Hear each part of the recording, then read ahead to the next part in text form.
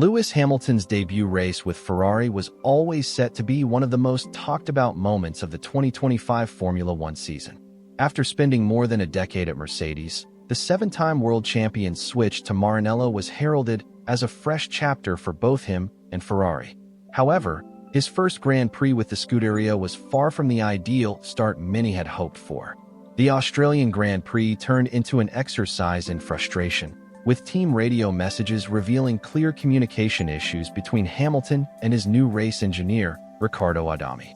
Ferrari's inconsistent race execution, questionable strategy choices, and lack of clear direction over team radio left Hamilton audibly frustrated throughout the event. Now, with leaked radio exchanges surfacing publicly, the conversation has shifted from Ferrari's potential to its recurring problems. "Yeah, that wasn't great, but we keep pushing." "Look, we didn't come, keep pushing." "Yes, they did." Could this early frustration be an indication of deeper issues within Ferrari? Or is it simply part of Hamilton's adaptation period as he settles into his new team? More importantly, can Ferrari resolve these communication breakdowns before they start costing valuable points in the championship? Before we analyze Ferrari's flawed execution, the tension between Hamilton and his engineer, and what this means for the season ahead, make sure to like this video, subscribe to the channel, and turn on notifications so you never miss an update from what is already shaping up to be one of the most unpredictable Formula One seasons in years.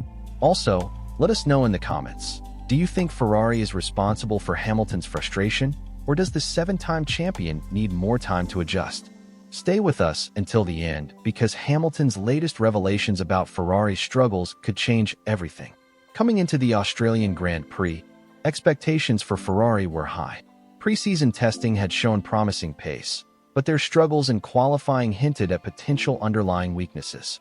Both Charles Leclerc and Hamilton found themselves off the pace, and by the time the checkered flag fell on Sunday, Ferrari's strategic and operational frailties were laid bare.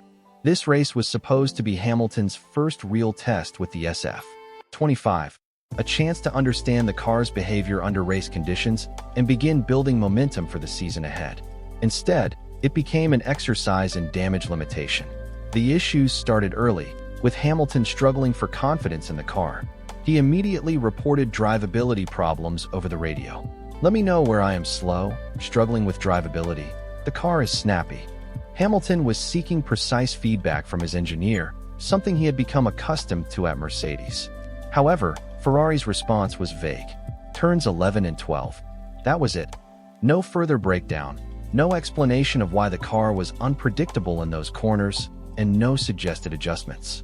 For a driver like Hamilton, who has always worked closely with his engineers to fine-tune his performance, this lack of detailed feedback must have been incredibly frustrating.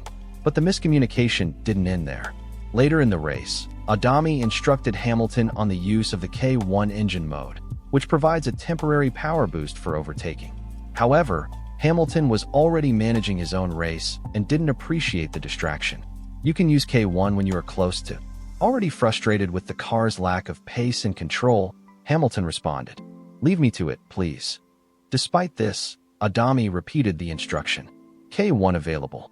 Hamilton, clearly agitated, snapped back, "Yes, I know. Leave me to it, please." At this point, it was evident that Hamilton and his race engineer were not in sync. The back and forth felt unnecessary, and instead of providing useful information, Adami was becoming a distraction at a crucial moment in the race. Communication between a driver and race engineer is critical in Formula One, and what happened in Australia raises serious concerns about Ferrari's ability to provide Hamilton with the support he needs. For over a decade, Hamilton's relationship with his longtime Mercedes engineer, Peter Bonington, known as Bono, was one of the strongest on the grid. Their dynamic was built on mutual trust and efficiency, allowing for seamless information exchange without distractions. At Ferrari, however, Hamilton is dealing with a completely different setup. Riccardo Adami has been with the team for years, working with both Sebastian Vettel and Carlos Sainz. But Hamilton is a different kind of driver, requiring a more detailed and precise level of communication. From the radio messages, it's clear Adami has not yet adapted to Hamilton's preferred style. Sky Sports analyst Karan Chandok summed it up perfectly. One thing that stood out from the radio messages is that Hamilton and Adami need more time to understand each other. There were moments where Hamilton asked for information and then told them to leave him alone. They need to find a rhythm. The frustration wasn't just limited to the radio communication. Ferrari's strategy calls were also highly questionable. As weather conditions shifted, Ferrari hesitated to make the right pit stop decisions, costing both Hamilton and Leclerc valuable track position. Hamilton's frustration was evident when he realized the team had misjudged the situation. "I thought you said it wasn't going to rain much. We just missed a big opportunity there." This moment was pivotal. Ferrari had miscalculated the conditions, allowing rivals to pit at the right time while Hamilton and Leclerc struggled on the wrong tires. This wasn't a minor mistake. It was a massive misjudgment that cost Ferrari valuable points. Now, Ferrari finds itself at a critical juncture.